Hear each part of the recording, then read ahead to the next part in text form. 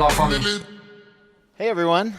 So I am really impressed with the Paris growth hacking meetup because you guys, I'm sure you are aware, you are the biggest in the world. I think Australia is number 2 in terms of growth hacking meetups, and I don't know what it is about Paris that attracted so many, but it's impressive. So I'm excited tonight to just take you through some of the latest things that I'm thinking about with growth hacking, and I will keep as much time for questions and conversation as we can. So I really want to start with just the kind of key questions. So growth hacking is really about agility. If you look at over the last, say, few years, maybe 10 years ago, it was really common that people made a plan for growing their business that they would create at the beginning of the year. They would follow that plan, and that plan would work for growing the business. But unfortunately, over time, it's turned out that what works today is probably not going to work in a couple of months, and every day new opportunities are emerging, and so it's really important to have a more flexible approach, and that's really what growth hacking is about, and I know most of you know that. But basically, as new channels come on and old channels die, you need a team that is a lot more agile to be able to get into those channels, work them while they're available, and really find new opportunities across the business for driving growth. And it's pretty easy when it's just one person, or if it's a really small team. It's easy to be flexible and agile and move from one opportunity to the next opportunity. But when you try to scale that team and you bring in a few more people and a few more people, each additional person, it's a lot harder to stay flexible, try new things, and I know a lot of you are probably thinking, well, I'm a small team, so that's okay. We're going to be nice and agile and small. But if you're successful, then you're going to be in the situation that I was a couple of times, where I kept being told from my CEO, hire 5 more people, to the point where in my last kind of long-term role when I was running marketing for LogMeIn, I had 15 additional people that I was supposed to hire, and I couldn't keep up. So eventually, and then I was just on the marketing team. So eventually, even if you don't want to get big, it's going to happen if you're successful with growth. So a lot of the slides that I'll take you through are how to overcome some of the challenges of growing a team and staying flexible and being able to be effective in driving growth. So there's really 3 key challenges to scaling a growth team. So the first is that, and this is really common, just as I said, when I had 15 people on my team, 15 people who I still needed to bring on my team, I had another 15 people that were already on my marketing team. It was very hard for me to do anything other than manage and react and try to tell people, this is what we're focused on now, and then other people saying, what does that guy do all day, and kind of jumping around. And so I didn't have very much time to be able to step back and say, what should we be doing? Where is our best opportunity? How do we focus and coordinate our efforts? So you get really busy to where you stop being able to be strategic and focus on new opportunities. The other problem is, once you discover an opportunity that you should be focused on, or a goal that you want to achieve, getting everyone else on the team to actually work with you to achieve that goal becomes really hard. Even on a small marketing team, it's kind of easy, but once growth hacking is more than just marketing. Growth hacking is really all of the levers of growth, down to customer retention and customer conversion and monetization and referral, and that requires a lot of different people to work together. And if you set an objective that requires help from other people, it's pretty hard to communicate that objective as you have a bigger growing team. So that's another big challenge. And then the final piece is growth hacking is all about testing. And the more tests that you run, the more you're going to figure out how to grow the business. but the more tests that you run, the more information you have, the more learning that you have from running those tests. And if you don't keep track of that learning, then you start to have a lot of problems. So it's very easy to kind of lose track of what's happening if you're doing growth hacking right. If you're only running a couple of tests a year, you're not doing growth hacking right. It's not so hard to keep track of everything, but I'm assuming that you're doing growth hacking right. So let's look at the first challenge. So too busy to find to find those really high leverage opportunities within the business for driving growth. That didn't format quite right. I should have reviewed these slides before to make sure that they were going to look good on this screen. So for you might have you guys seen this pyramid before? Raise your hand. Have you seen it before?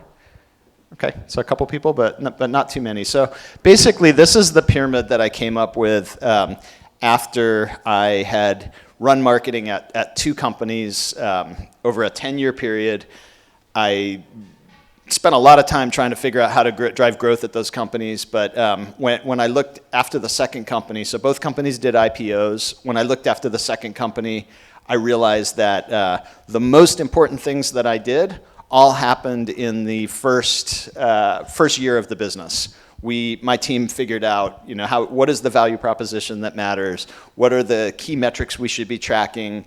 How do we introduce someone to the product? What is that onboarding? How do we optimize those flows? What are the early channels that are working? So we learned a lot of the business, implemented the processes that maybe continued to uncover new channels, but most of the big challenge happened in the first year. And if you fail in the first year, there usually isn't a second year. And so what I realized that I had spent 10 years at 2 companies, and only 2 of those years were, the first year at each of those companies were the really important times that I made a big impact. And the other 8 years, I was kind of living off the good work that we did in the first 2 years. So my goal after I left the second company was to spend all of my time in the upfront period. So I wanted to go and get a lot of practice on taking new companies to market. So I started with 1 company,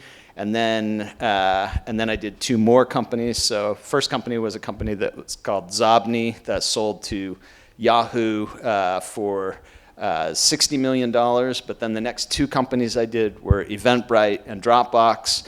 And then 2 more companies, Lookout and Socialcast. And then I started to do 4 companies and 8 companies. And so ultimately, over about a 3-year period, I worked with 20 companies in bringing them to market. And the most important thing I learned across that time was that these stages of growth, and a lot of people are familiar with this idea of product market fit, which is, you can't grow a business if nobody wants the product that you've built. And so you have to find the right product for the market that or you have to find something that the market actually really wants and needs. Once you've done that, then you still need to figure out the parts that I was talking about, where you're figuring out the onboarding, the value proposition, a business model that's going to make it so that you can monetize the users in a way you can drive your customer acquisition.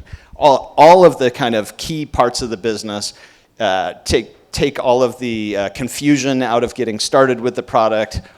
All of these things happen in the stacking the odds period, where you're essentially making it growable, and then in the final part, you're focusing on actually driving growth. And so the whole idea of this pyramid is to help you identify what matters when it matters. And so you don't want to try to scale growth if nobody wants the product. You don't want to try to scale growth if nobody can get started with the product. So ultimately, it's about helping you focus. So that's really a big part of, once you are executing an agile process, you need to free yourself up to be able to figure out what matters right now. What is the most important thing that we can be doing to drive growth in the business? And once you've done that, then you need to run testing. And so you need to do as much testing as you can in the areas that matter. And a lot of times people just feel like they're driving growth because they're doing a whole bunch of stuff. But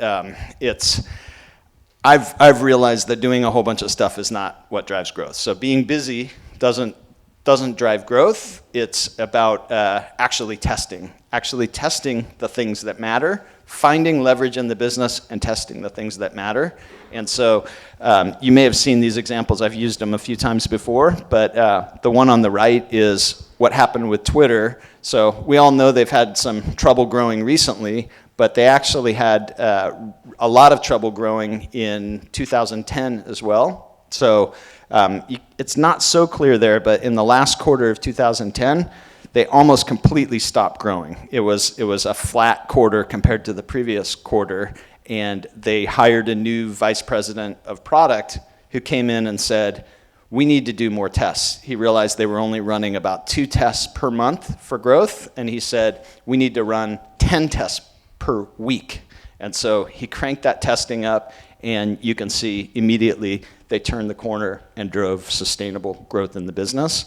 So I had the same thing with Growth Hackers. We worked really hard to get it to about 90,000 users a month coming in, and then for 3 months we were flat.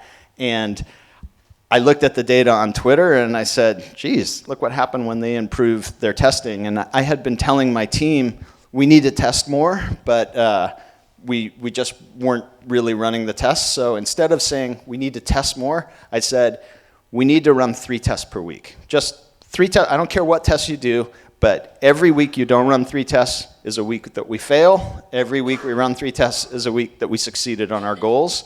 And you can see we immediately, from the minute that we started running 3 tests, accelerated growth for several weeks. So testing is really important for driving growth, but ultimately you want to test where there's actually leverage. So in my current business right now, we've really been working our way down the funnel, and we just recently completed a part where we're focusing on activation, and I'll take you through some of those numbers in a second. But the more that you can figure out what's holding back your growth, if you don't have activation in the business, then there's a good chance that retention is not a good place to focus, because you have a very low percentage of people who are actually using the product the first time.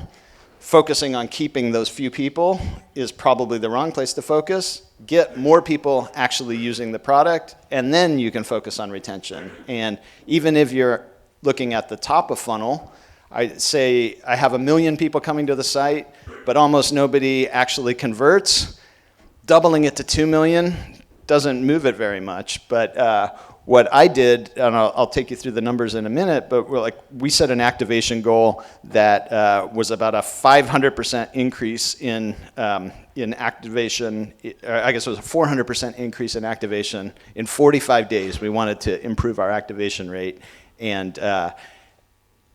that is a lot easier to do than try to drive 400% more people to the website, and it's a lot cheaper to do too. So I'll show you the results in a second. But finding leverage is super important for driving growth in the business, and actually my time at LogMeIn was where I realized that the most. So at LogMeIn, we were trying to grow the business. I was working really hard at growing the business, and we got to the point where we could spend $10,000 per month on growth, and then I could not find other ways to accelerate growth. And so it's frustrating. And so I'm sure a lot of you guys have been in that situation where, why won't we grow this product? What is holding us back? Am I not creative enough to figure out how to grow this product? I kind of hit that moment, but then I stepped back and I said, I actually had a venture capitalist tell me, you guys are doing so great. I see that you have 1,000 new people signing up for your product every day. That's amazing. But when I went and looked at the data, I could see most of those people never used the product. They signed up, they filled out the form, and they disappeared.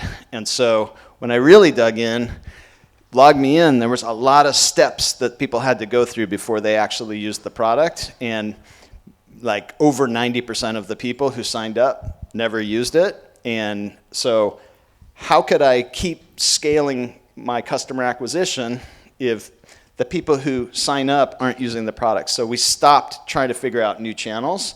For 3 months, the whole team, even our CEO said, everybody is going to focus on solving this problem to get people to use the product. So for 3 months, we took every step in the funnel and said, okay, people who get stuck here, why are they getting stuck here? Let's run some surveys to figure out why they are signing up but not downloading the software, or why they're downloading the software but never using the software, or they use it once, they don't use it again. But essentially every single step through the funnel. And in that period of time, we got a lot of improvement through the funnel by just focusing on that. Then we went back to the same channels, so no new creativity, let me figure out the great growth hack to bring more people. We just went back to the same places we tested previously, and what had scaled to $1 million, now, or what had scaled to $10,000, now scaled to $1 million, and with a 3-month payback on that investment. So every 3 months, we could spend $1 million and get that money back. So it definitely, that would not have been possible if we didn't solve the problem that really mattered. So that's really, I think, as heads of growth, as growth hackers, as marketers, even as CEOs, you want to figure out what really is holding back growth in the business and how do we focus our energy to get there. And what's important is that you want to set a specific objective. So not just sort of like, hey, let's make this better, but let's baseline, where are we? And let's set a goal to improve from there, and let's try to improve, and we'll go through trying to do that. And generally, you don't want to just have you as the CEO or you as the head of growth trying to do that. You want to really take the creative energies across the company and the skill sets across the company to try to achieve that objective. So that's really the next challenge: is how do you mobilize, how do you get the whole team excited and rallied around an objective? I'll tell you one example from my team recently. So I'm definitely not perfect on this. We all struggle with it. But I had one of the guys on my team recently say, hey, that thing you asked me to do, it's going to be ready on Monday. It's like, that thing was for 2 objectives ago. Like, sorry, we don't need it anymore, because it was a banner for a section on our site where he was going to promote something that was no longer a goal for us. We'd moved on to another objective. So at that point, I had done a poor job of communicating the objective, and he wasted his energy project managing an idea to completion and wasted the designer's energy building that because I didn't communicate the objective. So it's really important to mobilize people behind the right objectives. So again, just to reiterate, you want to set a time frame for achieving the goal. And then, so whether it's 30 days, 45 days, but baseline, we're here right now, and we want to get here. We have 45 days to do it, and communicate that to the team. And what do we know about how to do that? What have we tested in the past that might be related to achieving this objective? How can we make sure that we're looking at that information as we're now trying to improve the number further? So any of the historic tests that you've done, you want to make sure that they're connected to that objective. And once you've communicated that externally to the team, that's when you want to actually encourage the team then to start to drive ideas into achieving that objective. So this is actually my team did pursue a specific objective that built out a bunch of ideas, and these are real ideas, so I better get off there. And then you want to apply the growth hacking process. So this slide looked a lot better earlier, but you get the idea that basically you're analyzing the situation to find the leverage, you're generating the ideas to achieve the objective, you're prioritizing which of those ideas you're going to test, you're running the tests, you're analyzing the results, and just continuously repeating that process until you've either achieved the objective or you've run out of time that you gave yourself, and then you may decide that we want to give another 30 days to achieve the objective. But if you couldn't do it in the first 30 days, maybe it's harder to achieve that objective than you thought. And so that's the challenge with optimization, especially if it's activation or retention rate you're trying to improve. If you can't move it after a lot of effort, maybe it was pretty good to start with. So the example that I mentioned earlier was one where I set a goal for my team. I walked in, and we do this on the executive level, so we don't even do it in the growth meeting. I'm doing it with the other vice presidents in my company, vice president of engineering, vice president of product, head of customer success. We're getting together and deciding where is the high leverage opportunity, what should we as a company be focused on. Then the growth team is really a big part of trying to achieve that objective, but we're setting the objective at the executive level. And so I came in and proposed to the team that in 30 days, we need to move our activation rate up by 400%. And my VP of engineering said, that's crazy, we can't do that. And so my first response was, yes, we can. But I backed off and I said, so do you think we can ever do it? Could we do it in 6 months?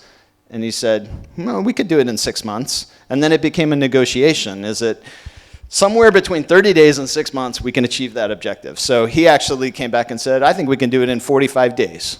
So, oh, okay, if it's only a 15-day difference, let's go for it. So I went to lunch right after that meeting and came back from lunch with my VP of product, and he said, hey, I want to show you my idea for improving the activation. So again, this is VP of engineering, who I don't think has really given us many ideas when they were related to objectives in the past, but because he was so engaged on whether we could do it or not, he said, I have this idea, and I actually built a prototype of the idea, a clickable prototype while you guys were at lunch. He took me through this new onboarding flow that he thought would work, and it took a little while to get it prioritized and developed, but when we implemented it, it actually gave us a 600% improvement in activation rate. So huge jump, and we did it in 20 days instead of the 45 days. So I think by being really clear about the objective, enabling everyone within the company to come up with ideas to achieve that objective, prioritizing those ideas, you can achieve it, and that improving that activation rate was really critical to helping us achieve our overall goals for growth in the business.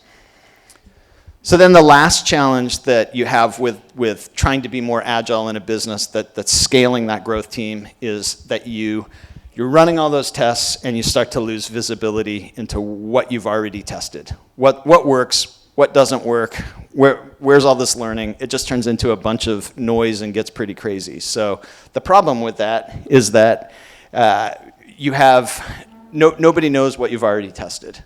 And that becomes really challenging when you're trying to bring in a new person on the team who's gives an idea, says, hey, we should try this. And people are like, I think we've already done that.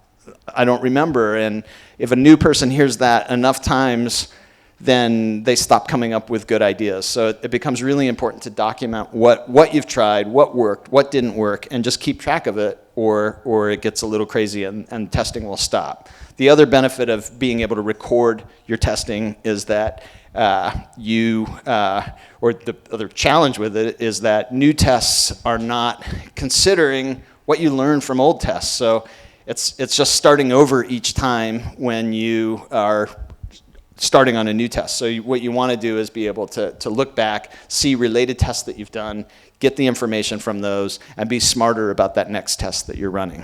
And then finally, this happens all the time. People forget that they actually have a live test running. So they've got something that's out there in the wild, they don't know it, they run another test, and they both cancel each other out. There's really a conflict. So you need to be particularly aware of any tests that you have live and make sure that you're not testing two things on the same page that are going to create a lot of noise around that.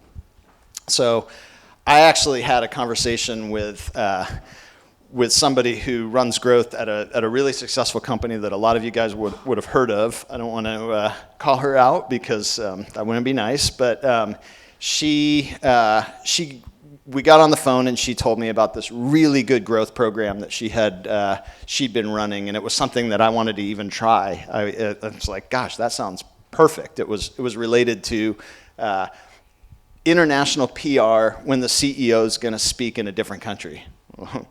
I'm about to go to France, and it would be good to maybe try that. And so she went and she told me about this, and then a little bit later, she told me, oh yeah, we don't do that anymore. So just after I wrote it down and got excited to do it, then I find out they're not doing it. But she explained that she was the person who really executed this PR program. And as they've grown, she got too busy. She hasn't been able to do it anymore. And that there's really nobody else on the team that can do it because she never really wrote down how to do it, and she's gotten rusty on it, and so they just stopped doing it. So growth hacking is all about figuring out what works to grow the business, and if you lose track of the things that are already proven, then the process is really breaking down. So you need to make sure that when something's working, that you automate it, that you monitor it, that you systematize it, that you got people working it, that you keep as much attention on that for as long as it works. And if you're not keeping track of things very well, it's easy for even proven good things to stop being run.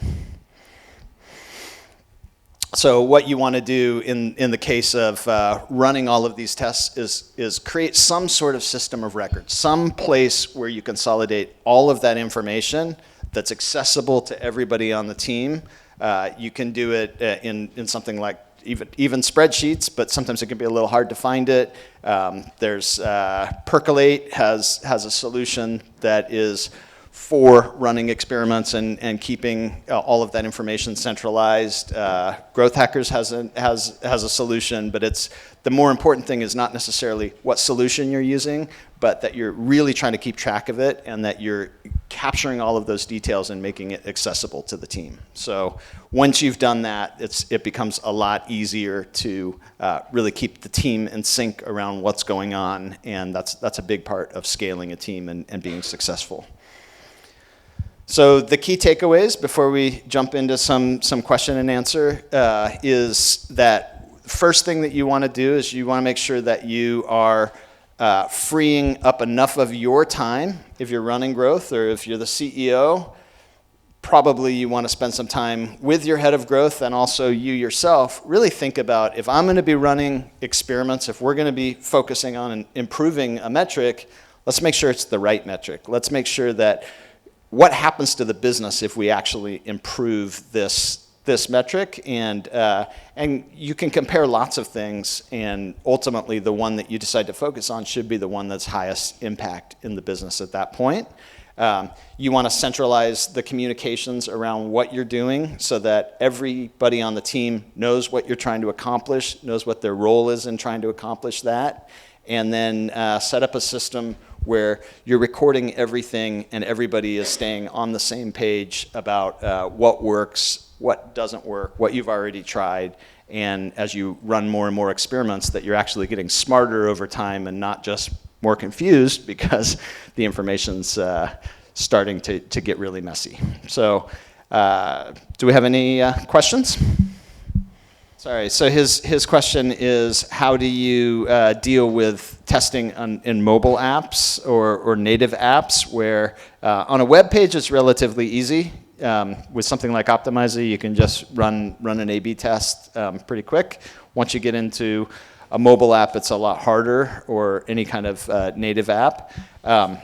So my main experience with that would be Lookout, which is a mobile security app, and I'll be honest, we couldn't really figure it out too much. It was a much slower process on the app itself. Fortunately, the approval process is a little faster on Android than in the iPhone and the iTunes. But I spent most of my time channel building, researching, and making sure when we were trying to fix things that we were fixing the right stuff where people were getting confused with the product. So probably you want to put a little bit more research in. Since that time, Optimizely's come out with some native app A/B testing solutions. I've heard kind of mixed reviews on it. there's another one, Localytics, I think, or something like that.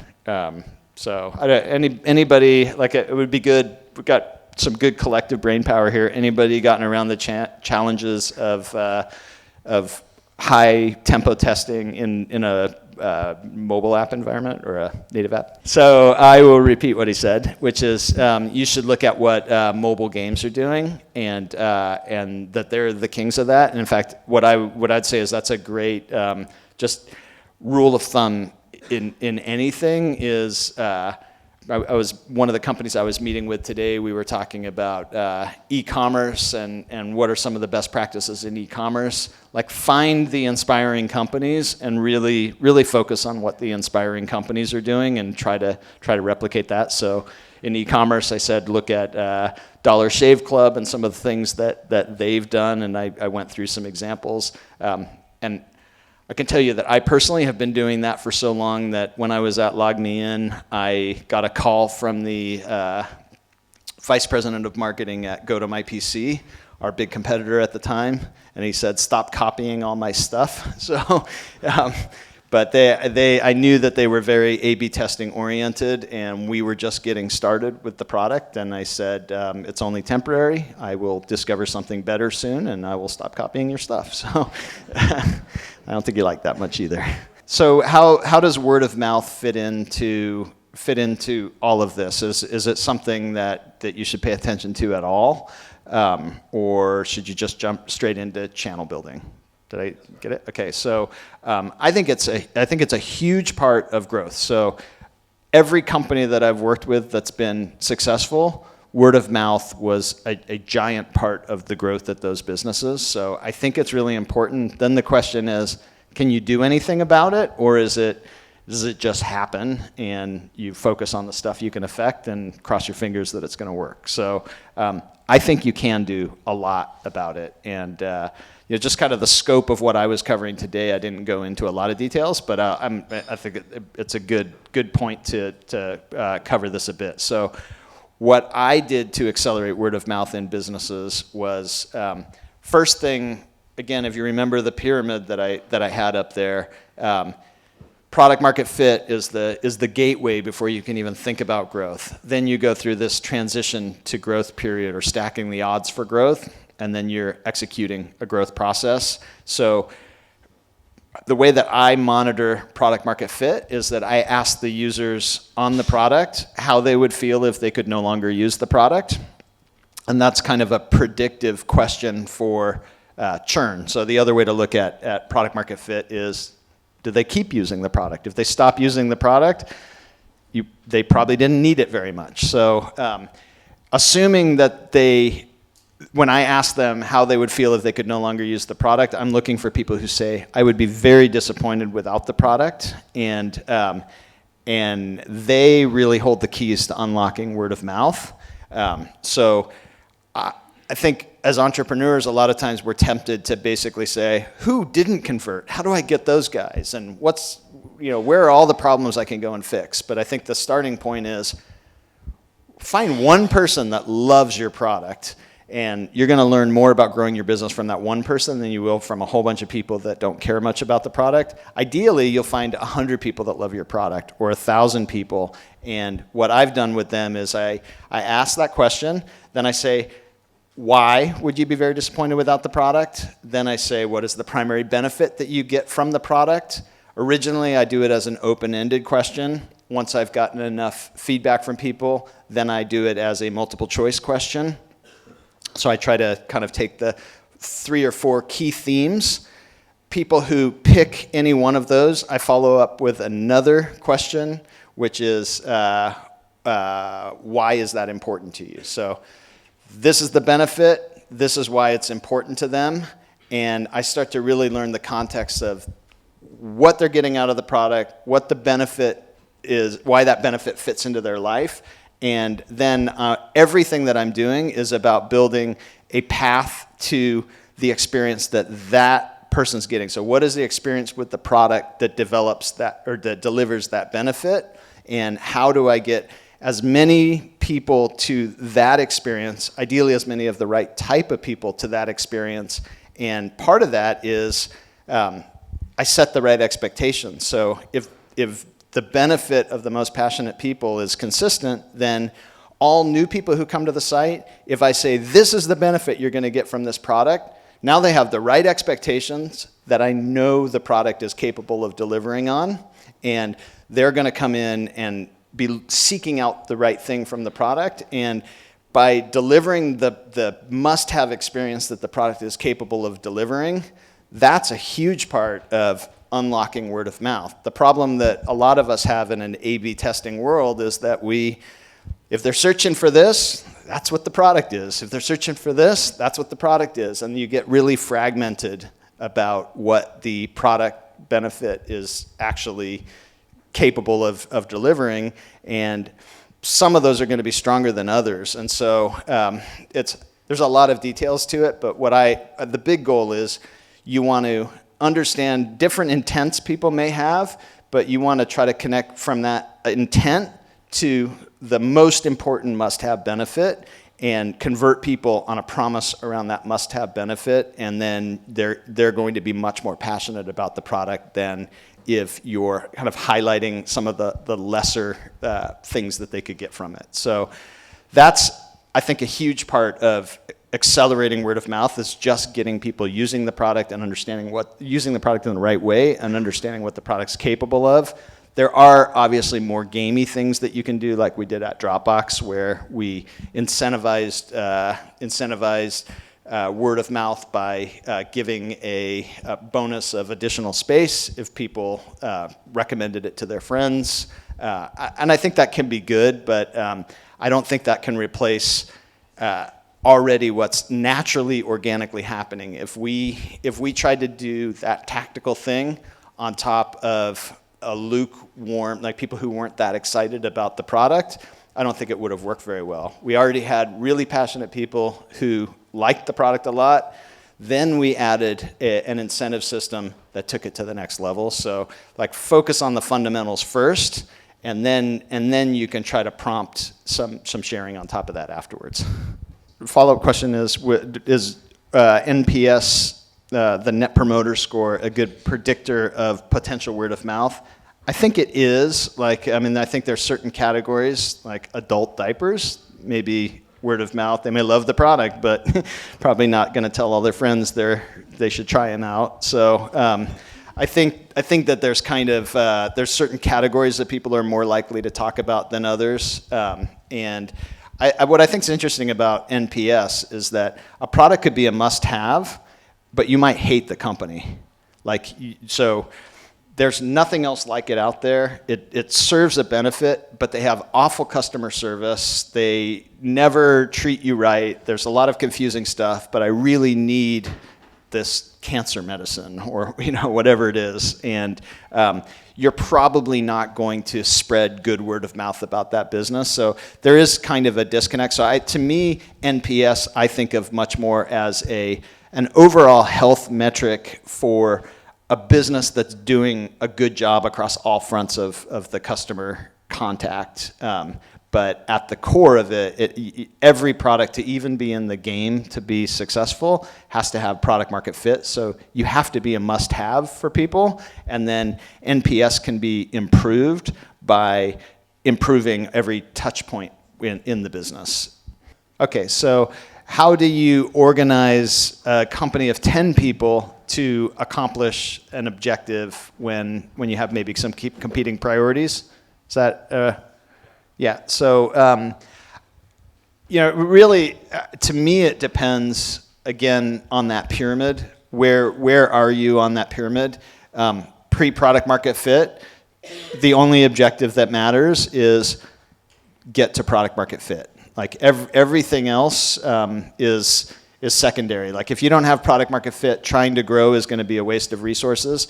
One thing to keep in mind though, and based on the many meetings that I had today, I think almost every company I met with had a network effect. So, product market fit and a network effect is a function of getting kind of market liquidity, getting enough people. So so that's the exception to what I'm saying here. So if you're a network effect business, then you kind of do need to focus on growth before you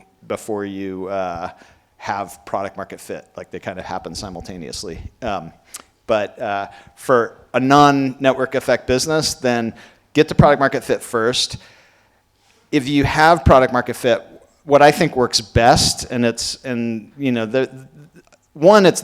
not like exactly a right answer to any of this stuff. So you can kind of decide for your organization what makes the most sense. But my recommendation would be that if you get to product market fit, then any improvement on core product is not going to change the success of the company in the short term. So if you have even better product market fit 3 months later, it's probably not going to make you way more successful. So what my recommendation is if you have product market fit, then you hit the pause button on core product development, and you actually really pre-product market fit, you're very patient in iterating on product. Once you're there, now you're in a race to scale the business. You need to really align your resources around making the business growable. And so that's really the role that I had at Dropbox and Eventbrite and these other companies is that's when I came in, I partnered with the CEO. We said, congratulations everybody, we've hit the biggest and most important milestone in the business. We've hit the unpredictable piece of product market fit. Now we need to make this thing growable. And so about 90% of product development resources we put into the first user experience, understanding intent, what the must-have experience is about, getting the messaging right on there, where's the friction that's preventing people from being able to sign up and get value from the product, how do we make changes to the onboarding, any confusion that we have, where are we losing people along the way. A lot of that is pretty resource intensive on the development side as you go deeper in the funnel. And so time box it, and like ideally in a 3-month period, do exactly what I talked about we did with LogMeIn, where you saw the impact. Ungrowable at a meaningful amount. Before we did that, afterwards, we had 1,000% improvement in our ability to grow the business. So that would be my ideal recommendation. Other people, like James Currier, he's somebody I respect a lot in the growth community. He says companies should always put 50% of their development resources into onboarding. So half of the development resources should be around the first user experience. The other half should be around the ongoing user experience. And that makes sense because if you don't have a good first user experience, you generally don't have a second experience with those people. So you can grow a bigger business by having a great first user experience. So it really kind of depends on what you're doing. So in a group of 10, usually that's right around the time where you're getting to product market fit, and so that basically the focus piece, and then how you get the team rallied behind it. Usually it takes the CEO to say, big change coming to the company. We've been doing this for a little while. We need to do this. For me, it was more like a corollary to the first question, is when you arrive at product market fit and you need to integrate growth techniques and growth practice in your company, would you rather like having everything internal or use external resources like external agencies? Do you have like growth hacking agencies, etc.? Is it something you would recommend, or if you're on limited budget, if you're like, because it's hard like to choose between like working whether on the product better or on like the growth and customer acquisition. So, like ideally, you have a person who's running growth who is really capable of doing just about anything. They got great engineering, great design, great copywriting, super creative, process-driven, able to analyze everything, and sometimes people like that actually exist, but rarely do they exist. And then, so the benefit that you get with an agency is that you have kind of an instant group that probably has a lot of those skills, and maybe you can pay for the equivalent of one person, but you're paying to the agency. So I think that can be beneficial, but they're maybe a little less devoted to the business, just because they haven't committed their time full time to that company and the stock options and the other sort of things. So I think that can help on one side. Or I personally would lean toward having ideally at least somebody who's got kind of a product management background, or project management, product management, where they can kind of be the person who's mobilizing the rest of the team resources behind things. You've got that person with a target of 3 tests per week, and that they're going to run the best tests that they can. And each week they're using resources from across the company to run those tests. But if they can't get a test launched, then you're looking at, why did that test not get launched? Well, they couldn't get design resources. So then I would think maybe, okay, the first person we're going to add to the growth team, besides this PM of growth, is going to be a designer. And ideally, it's a designer who can do some development as well, maybe a little copywriting, but more dynamic people are better. But ultimately, I would start adding people to the team based on what's preventing the throughput of tests, and because I think the opposite of that is you guess what you're going to need for your team, and then you spend the next 6 months recruiting those people, and then you start to grow the business, and that's just not very realistic. So start trying to grow the business right away by running experiments, running the best experiments you can, identify what's preventing you from running those experiments, and hire to fill those voids. That would be my recommendation. A growth agency would probably be second place to that, and last place would be to try to build the perfect growth team and then start trying to grow. He's asking that if you have kind of acquisition, activation, retention, kind of working the funnel, said a lot of people recommend that you should start with retention and then do the other things later. But it's a challenge if you don't kind of have the other things working, you've got no one to retain. So I think, to me, I look at retention as really, I think people say focus on that because that's your proxy for product market fit initially. And so it's really hard to know if you have product market fit if you don't have anyone using the product. So you have to get somebody in the door, and just because you have an inefficient conversion funnel, that doesn't mean you don't have product market fit. So maybe you have to put twice as many people at the top of the funnel to get a couple of people using the product, and maybe it costs you a little bit of money, but the truth is that if you're trying to build a customer acquisition engine and you're trying to scale that gets really expensive. So you have to be clear about what your objective is, and your objective in this case should really be to put enough people in the product, to get feedback on the product, to see if I have product market fit. And I generally recommend that you start with trying to get retention, because that's a proxy for product market fit, and then go up the funnel.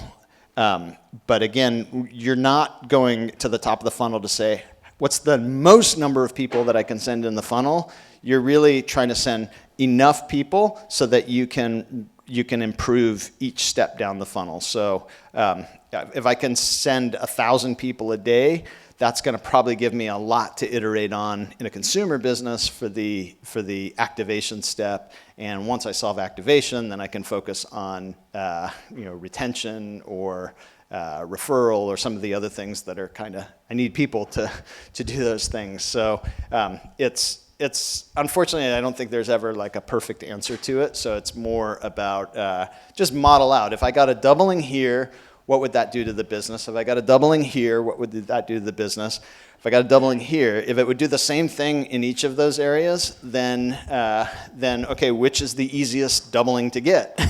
Let's focus on the easiest. But if one of them would be such a difference to the business, then, you know, like if I have bad activation and I get a doubling on retention, it kind of goes back to your point, and then it doesn't really help me very much. But if I can first double activation and then double retention, like now things are getting good. So to me, it's about like getting to that minimal retention to validate that the product you've created is a must-have, and then you're trying to build the engine long-term to grow the business.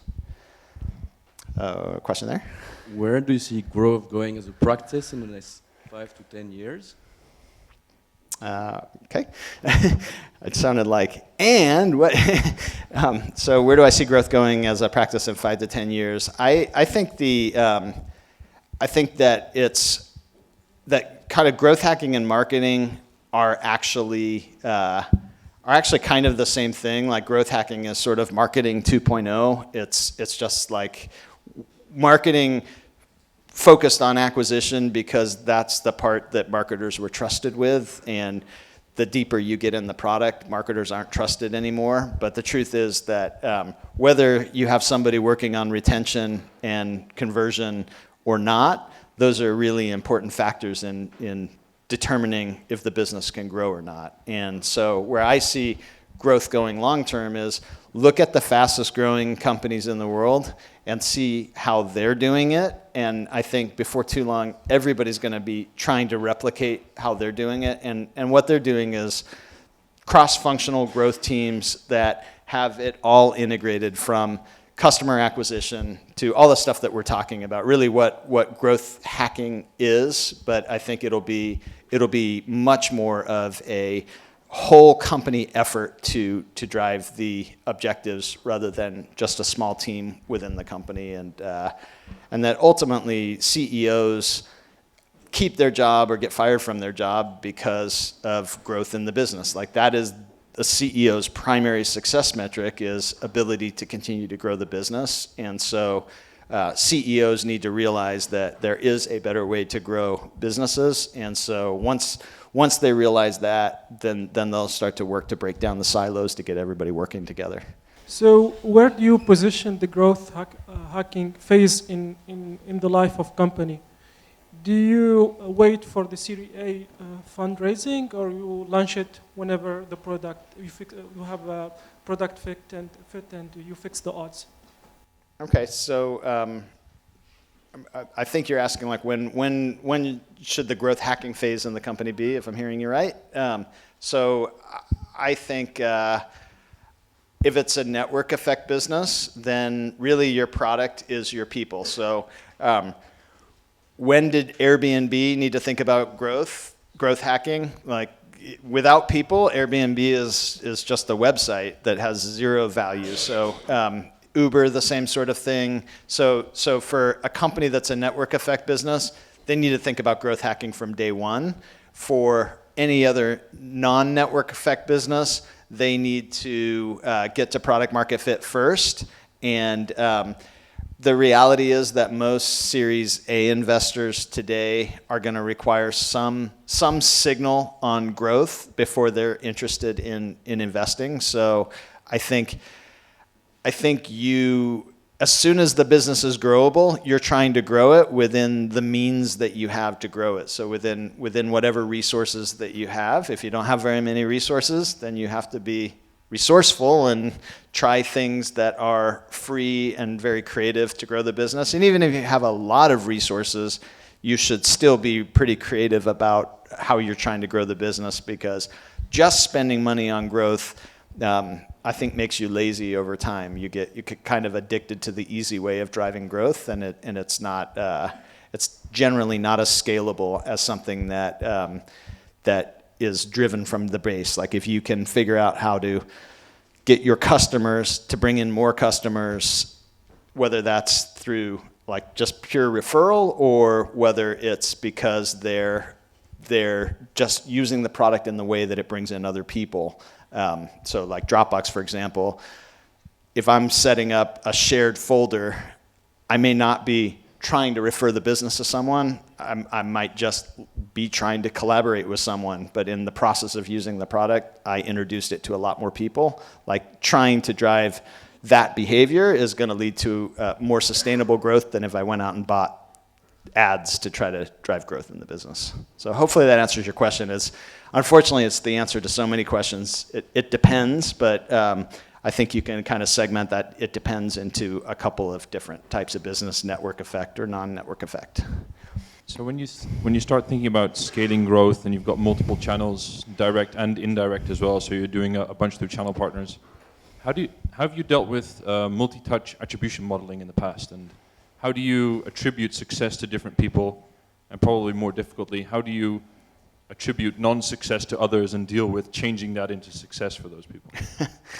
That's a complicated one. I think multi-channel attribution is something that everybody is trying to solve, and I think it gets particularly confusing with retargeting. So what I can tell you is that I turned off a bunch of retargeting campaigns when I tried to look at our referral information around them, but it was only capturing kind of first referral in our tracking system, and it wasn't until we actually built in the pixel tracking that I could see which retargeting ads were driving conversions. And so even in that case, if a different channel got them to the website and they didn't convert, maybe they would have never converted, but retargeting got them back and they did convert. Is it just sunk costs, lost costs on that first one? So do I do 100% attribution to the retargeting? Because they might not have converted at all if the retargeting didn't happen. I think that's a complicated area that if anybody else has a good answer there, I'll get my notepad out and start writing down some notes, because I think it's attribution. I don't think it's going to be a good off-the-shelf solution that probably helps to solve a lot of that, but there isn't one right now that I know of that exists. Do you know of one? Nope. I thought it might be a trick question where you're going to say, no, it's this. What would you say is your most memorable growth hack? The most memorable growth hack for me or ever? Yeah, yours. I think my first one was probably the most impactful, and it was basically kind of inventing how YouTube grew its business. We did that with games about 2 years before YouTube did, where we were competing against the biggest budget in the world for online advertising was spent by Sony, and they had all their game show formats, and then they also had huge television cross-promotion, and we were trying to compete against them. And then we used this embeddable game that spread from site to site, that started the gameplay experience on other people's sites, and then led people to sign up to our site and drove gameplay. And so we got bigger than them over a couple of year period using this tactic that required trust that probably they wouldn't have had, because basically you could have kind of any weird site could implement your brand and your games on there, and at that time, most established brands were afraid of that. So that's the one personally that that you could kind of call out as like a total separate growth hack. Most of the other things that I've done have always been really incremental, just solving a local problem as it comes up, and iterating on each individual problem, and all those things add up together to lead to a lot of growth. So giving incentives for referrals has proven to be very effective in the B2C business. You did it for Dropbox, but can you apply that to B2B businesses? I'm sorry, can you repeat the question one more time? Giving incentives for referrals in B2C businesses like Dropbox. Mm-hmm. So invite 20 friends and get 50 megabytes of storage for free. So it works well in B2C businesses. So can you apply that to B2B businesses? Yeah, I think so. If everybody caught the question, can you apply incentives for referrals in B2B businesses the same way that you can in B2C businesses? You can do anything. So I think that's the starting point. Is that to say something's impossible is probably, this is the wrong group for saying that. We all realize that nothing is impossible. But I think that I'm trying to remember the name of the company, but there's a couple of companies that primarily focus on incentivize referral and kind of word of mouth programs for I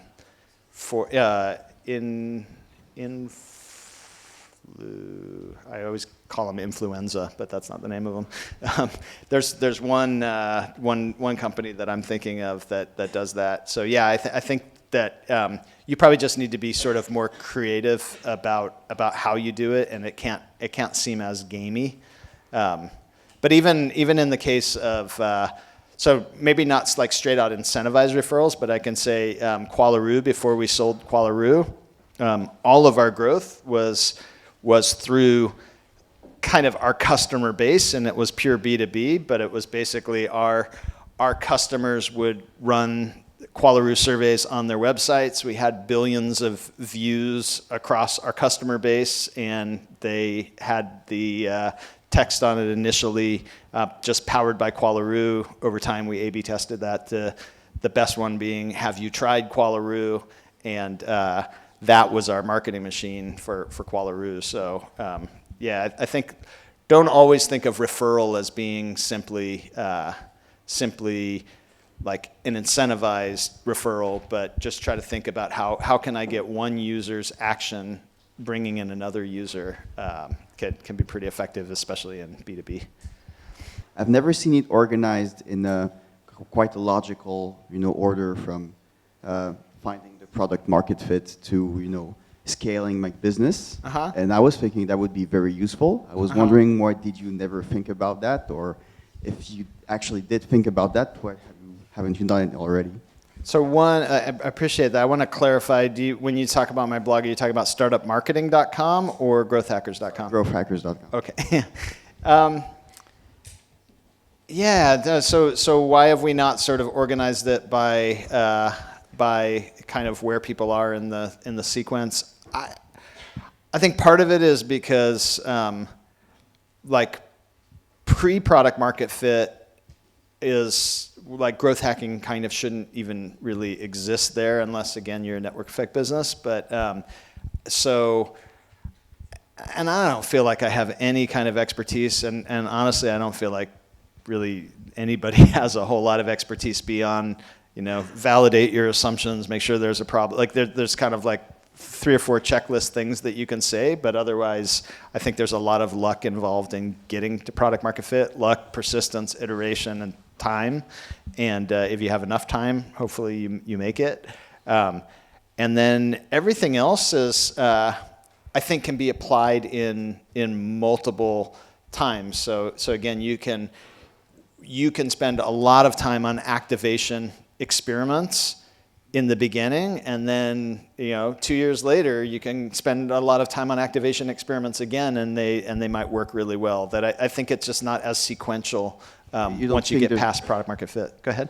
You don't think there's like a one set order of actions? No, I don't. I think at any given point you make a fix, you step back, you say, what is the most important balanced against easiest place to drive improvement, and let's focus there. And then, as you get bigger, where you maybe have 50 people on a growth team, then you can have a whole team that specializes just in email retention tactics, and another team that specializes in something else. And so maybe in that case, then they're ongoing. They've got sub-focus areas within their focus area.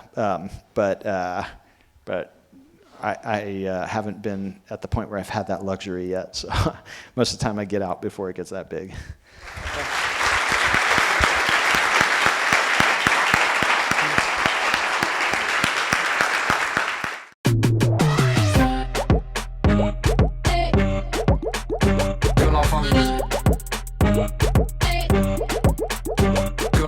it.